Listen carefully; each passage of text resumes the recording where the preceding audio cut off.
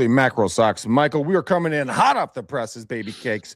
We're going to come in swinging like Babe Ruth. Today, we're going to be talking about this icky, nasty little thing called, why do I have to work so hard in real estate? I thought it was like the TV and movies. Like, I just get listings and I get paid. I drive around in Mercedes. I wear expensive clothes. I go to nice lunches. I drink champagne from nice crystal flutes for lunch.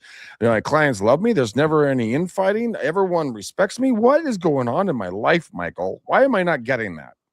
Greg, it's so good to see you as always. It's so exciting.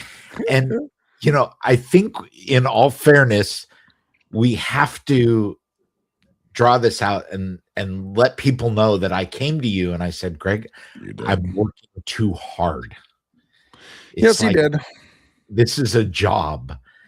And I come to you because I feel like I need to get support and have a support group and a team of people that are there to help me through this. And I was really hoping that what you were going to say is, Michael, you're doing it wrong.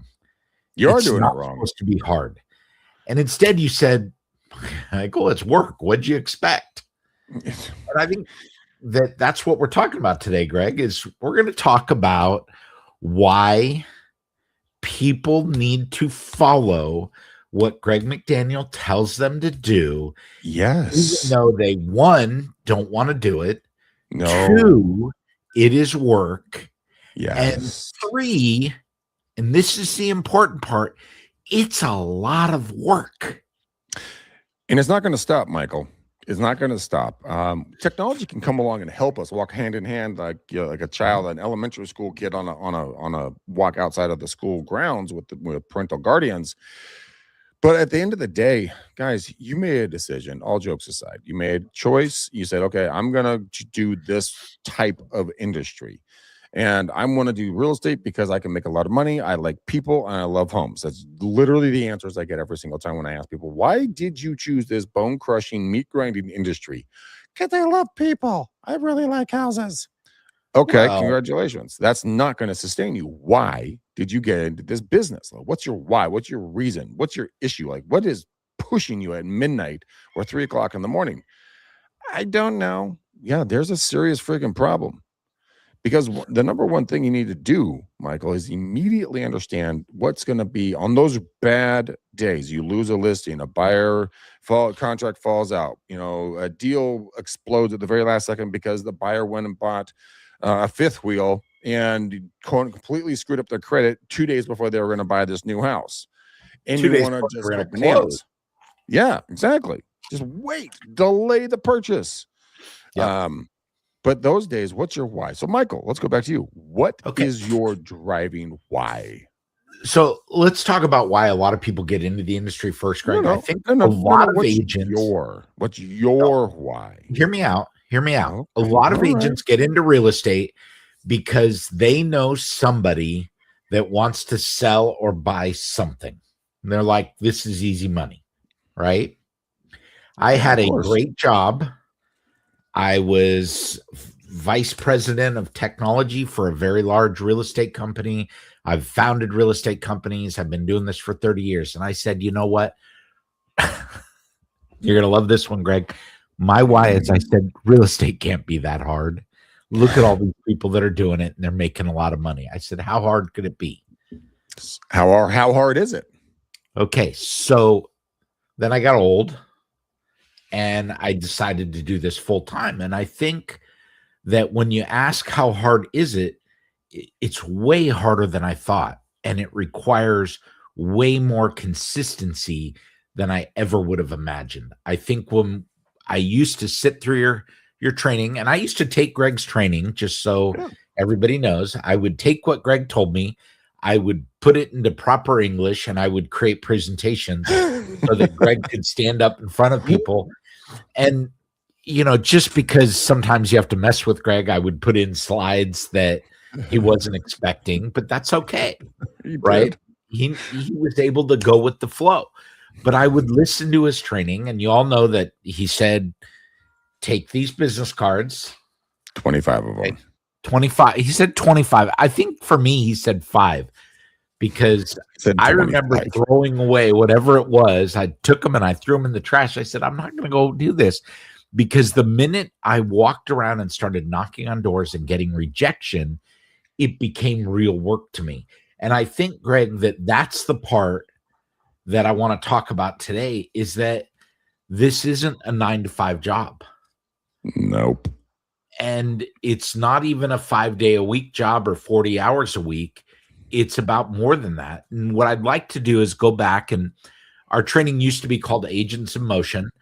I would like to chat about Agents in Motion for a second and remind people, you used to show us a calendar of how you structured your week. So can you give me a feel for what your week looks like when you are fully engaged in the real estate business? Yeah, I'm fully engaged in the business. At my craziest level, I was out of bed by 3:30 in the morning. I would then go. So if it's 3:30, I would be at the gym by 4. I would do a pre-workout, then do a real workout, then do a cool down. So 2 hours later, I would be heading back to my house. So that'd be 6 a.m. Quickly shower. I would be in the car heading to the office by 6:15, more like 6:30 if I'm being real. But showering, cleaning up, getting dressed, so on and so forth. Get in the office. I was always the first one in.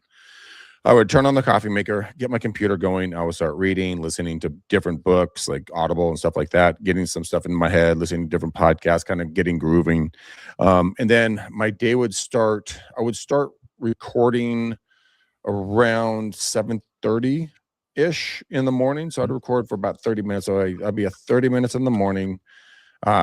Then I would book out my day, and I would always plaster it, like if there was dead time on my calendar, I would put in like prospecting. It was always bright red. It was prospecting, calls, doors, emails. When video really became a thing, which, by the way, Michael, I found some of our original videos when I was going through YouTube the other night. Oh my, horrible. Oh my God. So guys, trust me, there's hope for everybody out there. But I would run my schedule I would give myself 10-minute breaks between appointments, give or take, restroom, grab lunch, something like that. And then I would run all the way until about 7 or 8 o'clock every night, Monday through Friday, because I would do a free coaching call starting at 6 and to run to 7 or 8. And then I would clean up and do it all over again. So my calendar was never empty. There was always something to do, especially now with the rampant use of cell phones, iPhones, Androids, whatever, and going out there and filming. You have mobile, opportunities to create content literally wherever you are, and then upload it using CapCut if you want to do some edits, or using Opus Clip if you want to, cut out little, reels or shorts or anything like that. Constantly being in front of people, talking about your day. I mean, there's so much you can do now that you couldn't do 10 years ago, 12 years ago, 15 years ago. And so I think when it comes to scheduling, be very, very proactive on your scheduling. Protect your time like it's the most important asset on earth, because it really is. And so when it comes to generating business and really getting in front of folks, it's not an overnight success. You have to get your head wrapped around that. It's going to take time. It's going to take effort. It's going to take blood. It's going to take tears. It's going to take sweat. It's going to be farging annoying, because you're going to be like, I'm working my butt off, but I can't do anything as fast as much as I want to. Now, for you guys that are listening to this, Michael just pulled up, I believe that's your calendar, is it not? That's your calendar, baby. Oh my 5 God, a.m. the old one. 7:30. This is the first day of Agent in Motion class. This was the presentation you put together, and you had a 5 a.m. to 7:30 a.m. workout. And Greg, Yep. I think you're still a pretty fit guy, but I want y'all to know that Greg was downright skinny back in the day. I was skinny. I was really hustling up. He was like scrawny, looked like he needed to get a meal. Eat a burger and drink a beer. I always assumed it was because you weren't selling enough real estate, couldn't afford to eat. No. All right, but you can see my schedule here that it's jam-packed, including even on Saturday. I mean, I didn't let anything get between the cracks in myself and success. But that's the thing, Michael. When it comes to this not being a real job, if you honestly believe that, please, and I mean this with all sincerity and kindness, please get out of the industry. Yeah. Literally go do anything else. I mean, literally anything else. Because you're going to do Literally two things. anything. You're going to drive yourself nuts. You're going to drive your family and your partner nuts, and you're just going to never really not like what you're doing. Then that builds resentment. That builds anger. Then there's infightings between your partnerships in business or personal, kids. Fill in the blank. Just go chase a passion. And I don't care if you want to be a surfer that lives in Costa Rica and runs a slushy shack on the coast. Follow your passion. That's the most important thing. Michael, you're going through the old AIM docs I see down below off the old screen. AIM ones, and I wanted to bring up another one of these slides because I think that this is as relevant today as it was then. Okay, 10 ways that you can improve your time management. And guys, I don't even think this is about time management. I think this is about life management. Greg used to tell us, delegate tasks. And by the way, this is the presentation that Greg made, which is why there are bullets and numbers. They're horrible, guys. They're horrible. Okay, but this was also 10 years ago. Okay, number one, delegate tasks. This is a life skill. If you don't know how to delegate, start reading some books, start delegating. Prioritize work. I think this is extremely important as you go through day to day, that you put these things and you put work first. Okay. Avoid procrastination. Okay. I'm a key at this one. It's so easy to get lost in TikTok, Instagram, Facebook, and you're doom scrolling. And next thing you know, it is gone. Your day is gone. Yep. Greg used to tell us schedule tasks. This has now become a modern prophecy fulfilled. Everybody is scheduling tasks. And if you aren't, I'm going to encourage you right now. If you have something to do that is important to you, put it into your calendar instead of a to-do list or in addition to a to-do list. There are plenty of tools out there that are doing this for you now so that you can slide that around. Because if you don't take that 15, 30, 45-minute time to actually get that task done, you're not going to get it done. Avoid stress. Go ahead. Avoid stress. Continue. No, avoid stress. Yeah. I cut you off. Go ahead. Avoid stress. This is a great one. Okay. This is work. It does not have to be stress.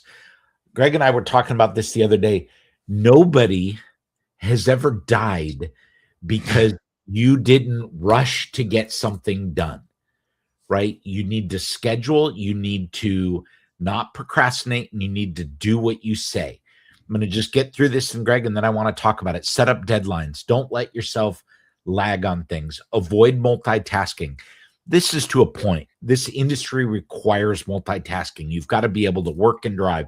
You've got to be on the phone all the time. If there's anything that Greg has taught me and that we want to teach you as part of this, is that use your downtime. When you're in the car, listen to a book. If you don't want to be on the phone, be on the phone calling people and just saying, hey, use the Terry McDaniel approach, the OG, and just call people. They don't have to know where you are. You can say, hey, I'm driving by your house while you're in another state.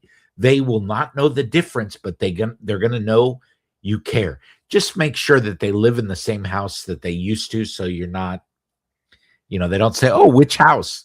And you're like, oh, I don't know. The one I sold you. The one I sold you. Okay. Start early, stay late. I think this one is less important. I think you need to be effective with your time. But I do think number 10, Greg, this was ahead of its time. Okay. Thank you. Learn to say no. Yeah. There are certain things you can't do. And here is a great example. Okay. When you're getting leads, we have the ability to help people with rentals. But if you get Joe Schmo calling you off the street and they want a rental, learn to say no. There's no money in that. And a lot of people will say, wait, you can come in. A lot of people will say, but that renter could become a buyer. Okay. do a little bit of pre-qualification and see if they can afford, are they just getting into a rental because they're trying to find something to buy? There are a lot of scenarios, but for most people, you need to learn to say no. You do, but like you said, you preferenced it in regards to the fact that you need to kind of go do a little bit of your own mental homework. Is this person for real? They kind of how are they interacting? Are they looking to engage? They're not looking to engage with me, so on and so forth. Guys, there's been multiple stories about the facts that, folks. I was speaking with the Altman brothers in Australia a couple of years ago, and they were talking about the fact that one of the times they're holding like a $25 million open house or something like that, brokers tour, and this guy showed up. And he was straight out of the 80s. We're talking like the windbreaker, the fanny pack, the old Trans Am that was kind of busted. And he's cruising up to this $25 million home. And one of the Altmans, I'm not going to say which one, told the other one, go, hey, bro, I'm not going to deal with this. You deal with it. And the other Altman's like, I'll deal with it. So he goes over, says, hey, man, how are you? My name's so-and-so. Welcome, blah, blah, blah. Did this song and dance, right? Long story short is the fact is this. The guy was richer than God, and he dressed up like a hobo because he was tired of everyone just coming after his money. So he wanted to see who was real about it. So that's the only cautionary tale I would say on that is just really do the homework. But I want to show you something very, very quickly. This is something we were talking about jars, sand, rocks, right? This is the perfect imagery of what priorities are. The big rocks on the jar on the left, those should have been at the bottom of the jar, just like the jar on the right.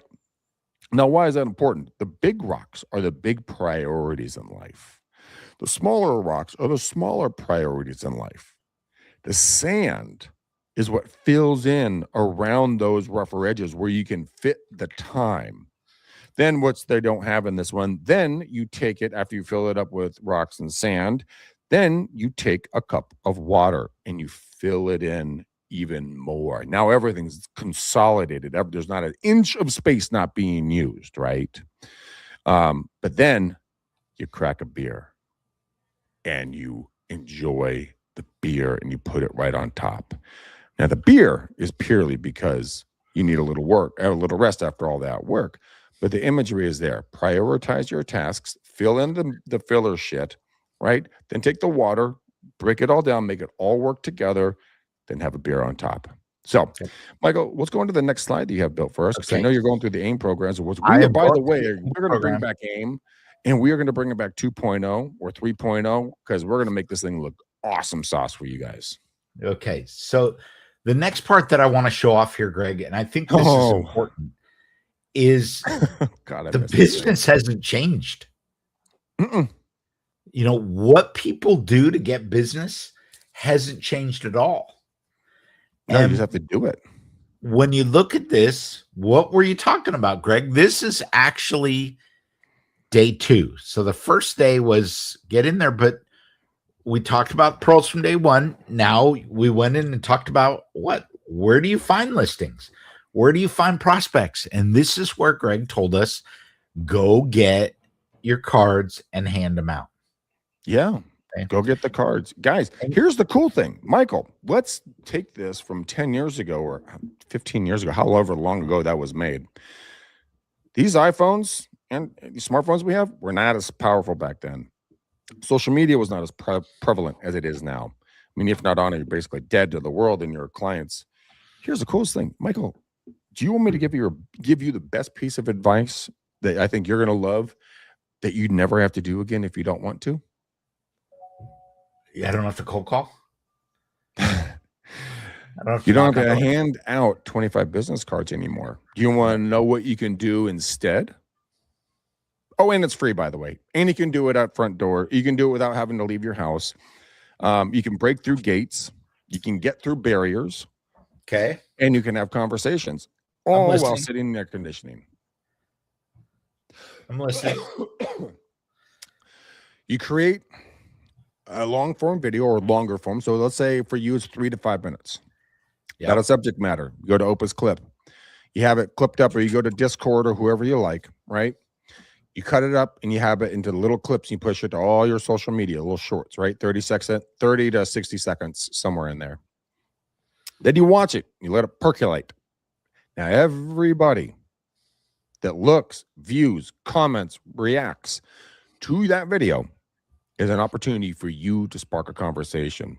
Michael, hey man, thanks so much for watching my video about, the cat chasing the laser. LOL.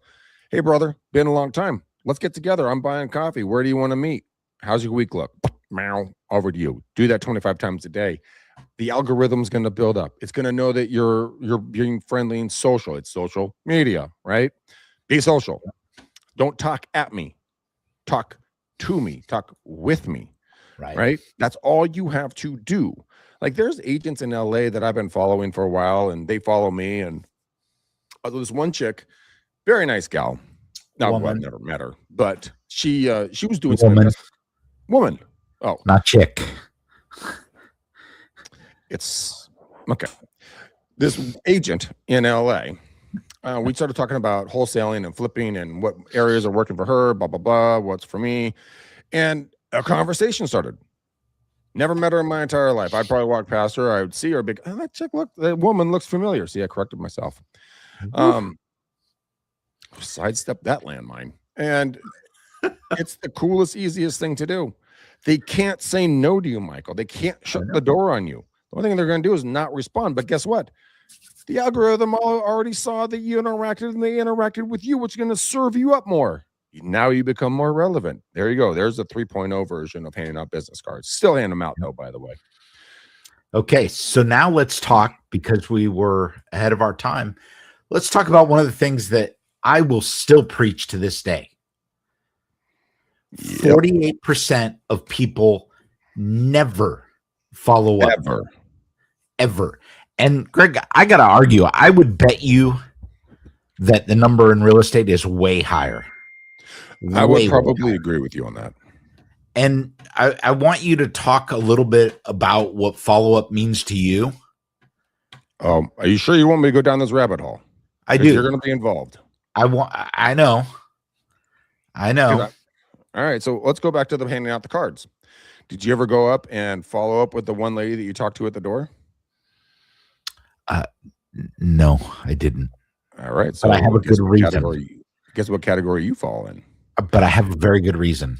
No, she just didn't what she didn't like your offer that you were offering at that moment. Doesn't mean that life wouldn't shift at a certain point to stay in communication, especially since she was a neighbor of yours. No, she died. Oh, well, you could have led with that one. Okay, so she passed. I did not get the family listing either. That's what I was going to say. Imagine if your card was on the, quote unquote refrigerator with the magnet, with the card, with all the mailers. It wasn't. That's $50,000. And everyone says about real estate, which cracks me up, is like, oh, it's so easy. Anybody can do it. I said, yeah, pretty much a monkey with a, with a pulse can do our job. But it's not about doing the job. It's about building the relationships and staying consistent and relevant and helpful to the other people in the community and the people you've worked with and your future clients. It's being a human being that makes you stand out. Once you figure out what that is for you, there's nothing that's going to stop you, ever. Now, a lot of people out there are probably saying, Greg, why? Follow up, why? What are we doing? We had a slide for that too. Yes, we did. We have slides for all kinds of shit. Do you remember this slide? Yeah, of course. Because I think these numbers are still very relevant, right? Yeah. And this is salespeople in general. This is not real estate. I think the numbers are a little different for real estate, but 25% of salespeople make only a second effort. That means that 75% are making one try. They're handing their card, pop, here you go, and then never coming back. Running away. Only 1 in 10 make more than 3 attempts. Yep. That's why the systems are now the CRMs that are so well built, that do a lot of automatic, email, phone call, text, then you do a phone. Actually, you have to do a phone call. Stop by Popeyes. You can go to popeyeideas.com and you guys can go in there and take a look at what to bring with a script to pop by and see your past clients and current clients, friends, and neighbors on a monthly, quarterly basis. Again, it's Pop by Ideas. It's free. Go take a look at it. Mhm. Greg, I want to solidify what you're saying here, because before you go into the pop by, the client that I toured properties, $1.2 million house that we toured last night, didn't end well, but that's beside the point. This lead was given to me 6 months ago by one of my fellow agents who did not serve that market. I have been sending them emails and texts for 6 months. That's good. That's really good. He finally called me and said, "Hey, you sent me this one property. Can I go see it?"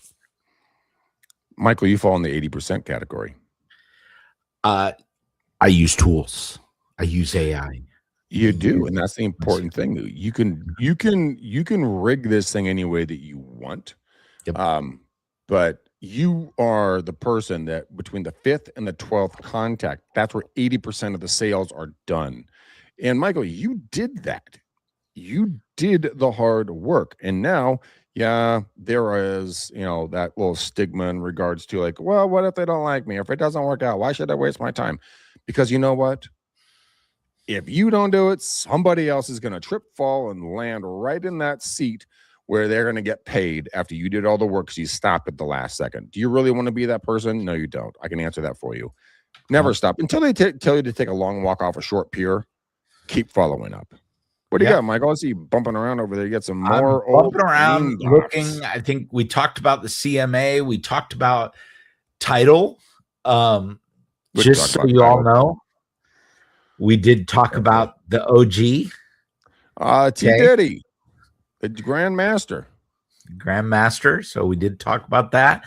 I think we talked about the tools and how to get stuff out there and how to get partners. I mean, I think that what's interesting to me, and the data looks old, because this was many years ago. 10 plus years ago. Easy 10, 12 years ago. I think the reality here is that, the business hasn't changed. And Greg, what we had come in to talk about today is that it's work. I think that's the part that hasn't changed, right? If you're going to do this well, you need to be engaged. Now, you have to be intentional. You have to be intentional. And back in the day, and you have to imagine, so I think Greg had a computer, but he stacked it right next to his paper notepad and an abacus. So we went through this, and he was talking about social media. And guys, this isn't a lot different today than it was then, right? We talked about things. There were many people. Okay. By the way, those numbers have surged significantly. What's interesting is I can't even remember what year this was, but TikTok's not even on this list. Okay. No. And social networking is huge. Video wasn't on this list. Okay. We talked about trends. 73% of online adults now use social networking sites. 73%. Everybody uses it. Yeah, it's 100% now. It's 100%. Okay. We talked about marketing, 52x, or the average increase in reach. Okay. I would tell you, Greg's doing a project for his personal life on the side, and I see Greg's TikToks every single day. Okay. I see ours. I don't go on TikTok very often. I see the ones that he posts for RE Geeks, and I'm like, hey, that's me. I like being first to comment. But those things are all there. And it's like, here I am. Back then, we were talking about Facebook ads. We were talking about Twitter long before X. We were talking about Google Plus, now long gone. That's no. Okay. We were talking about people doing things on Pinterest, and I still think Pinterest is a great under-leveraged tool for people. And especially for those of you that like interior design, go put that information out there. YouTube should have been up at the top here. I think YouTube is. Michael, hold on. I gotta break in, dude. You said something that just rattled my brain. You can go to oceansofpdf.com. And going back to the whole Pinterest idea, Michael, this is thanks to you just talking about it just brought this up. You can go to oceansofpdf.com and you can go get interior design magazines. You can go get books. You can go get PDFs of almost anything that you want. So what you can do is you can go to and get an interior design thing or a garden thing or whatever your shtick is, right? Maybe it's lakes or boating or camping or whatever, right? You get and you start posting. You can get the PDF version. You can post it on Pinterest with a link back to your website. So that people, when they click on it, goes back to your residential website where you can house, or a different landing page or something where you can house information where they can see who you are. You can drop a landing page there. They can sign up for additional, information about the plants, the boats, the gardens, the whatevers. Now you have a lead magnet where you can really be relevant to someone who wants to talk about how to plant a petunia, right? Great. Now you're my new buyer or seller. All right. So, Greg, can we talk for a second about the importance Do not bring that slide up. of a current and relevant photo? Hey, this is how do I make this one big? Yes, I have Dumbo ears and I look like guys. This one on the right is the Greg McDaniel that is here. Yes, a long time ago. Oh my gosh, yeah. Those are some ears, buddy. Yeah, I can actually take off and land with those suckers. So about the photo. Make sure, yeah, we all did. So, hey, I think, Greg, there's some other stuff that's important. As we look at this, we talk about what's out there now. I'm not sure how many people are on Facebook today, active and monthly. Okay. Billions. YouTube, Google Plus is no longer here. LinkedIn, there's Twitter now, X, SoundCloud. Tumblr. Is Tumblr still around? Tumblr is still around. Oh, okay. Pinterest and Insta. I think growth is exponentially greater than it was. So social media is the number one activity on the web. This still holds true. It was true back then. It's more than ever true right now. Okay, people get their news. YouTube reaches more U.S. adults than any cable network. And I believe to this day, it is actually more than all cable networks combined. Okay. I would 100% believe that. Here's the reason why, Michael, because I don't watch cable news. My parents love to watch it. I don't. I take all of my information through social media. Dude, I don't have a TV. Okay, fastest growing demographic back when we were talking about this is Twitter with the 55 to 64-year-old age bracket. I think since it's moved to X, that's probably become a 64 to 80. But there are 100%. Still young people there. It is less conservative every day, but the demographic is still growing. Okay. I actually think I pulled these stats back for 2013, honestly, because that said 2012. Because I know I went back. I had to go back 1 year because I didn't have the stats. So this is all information from 2013. Okay, 93% of marketers use social media. I think that's now 100%. Mm-hmm. It's AI kicked in, and it's 100% without a doubt. And what I really think happened here is 93% of marketers in 2012 were using it. The 7% that weren't are gone.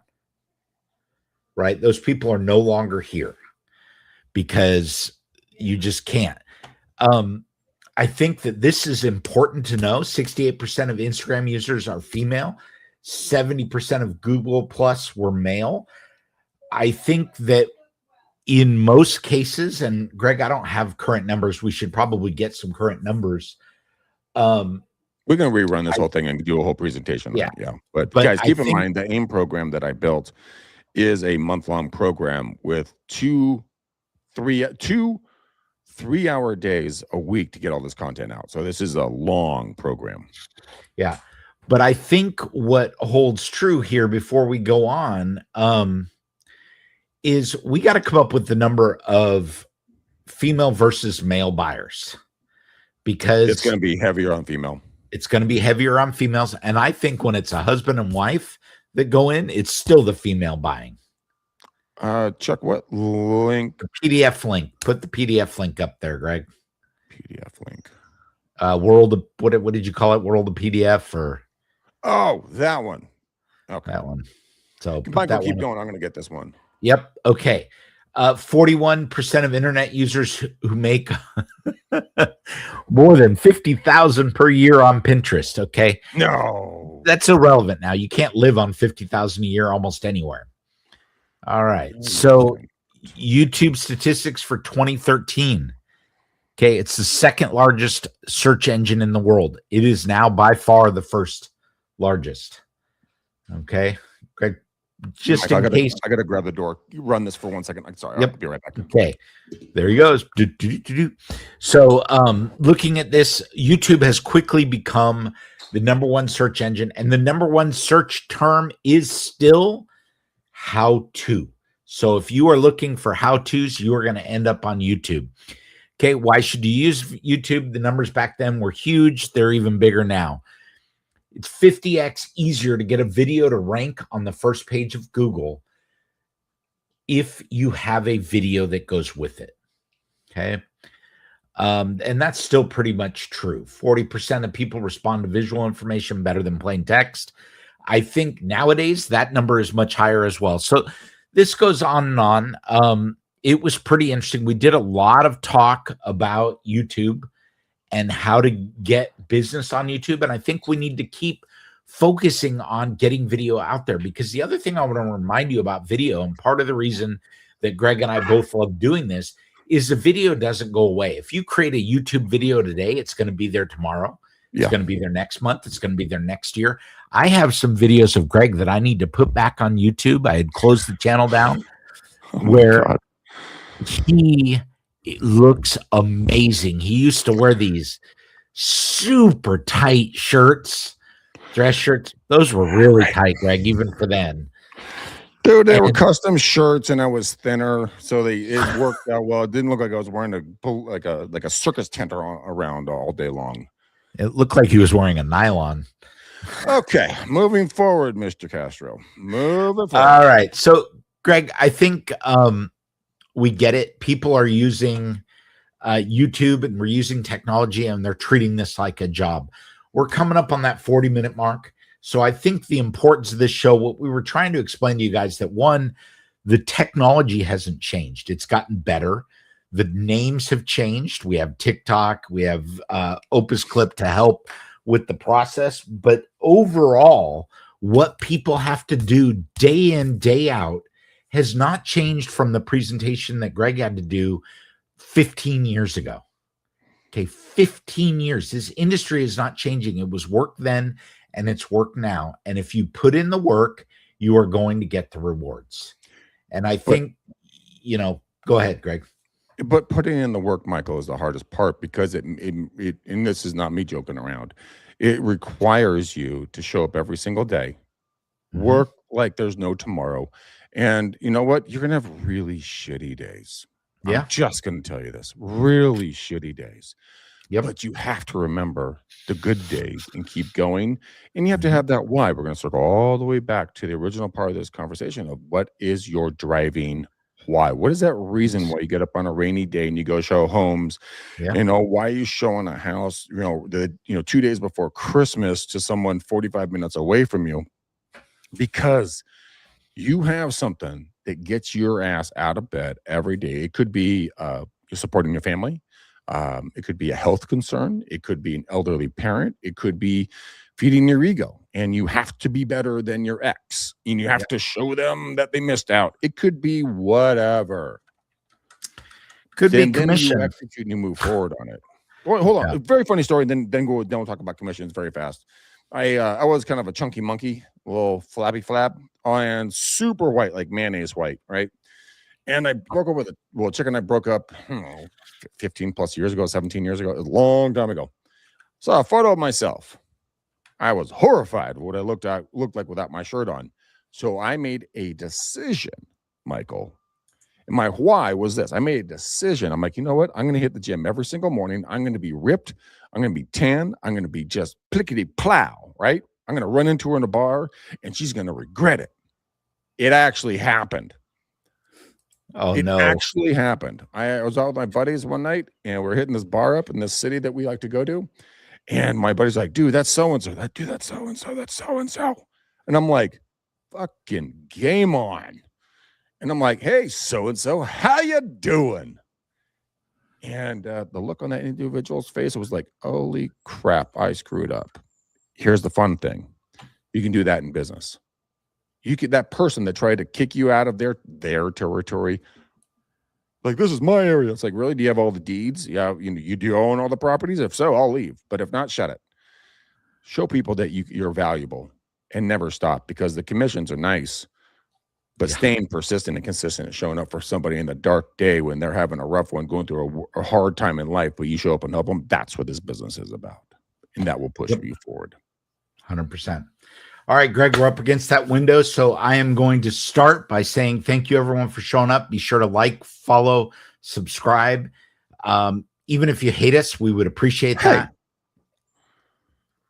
You never know. We're an equal opportunity show. Greg, sign us off. Let's take this home. All right, boys and girls, ladies and gentlemen, you're amazing human beings. I love each and every one of you. We cannot do this without you. So thank you for hanging out with us. If you like us, share it with somebody, talk about it, get more people on here. We will respond. And if you guys have any content you want us to cover, let us know and we'll make it happen. All right, guys, until next time, boom. Peace. Love ya. We gone. Peace.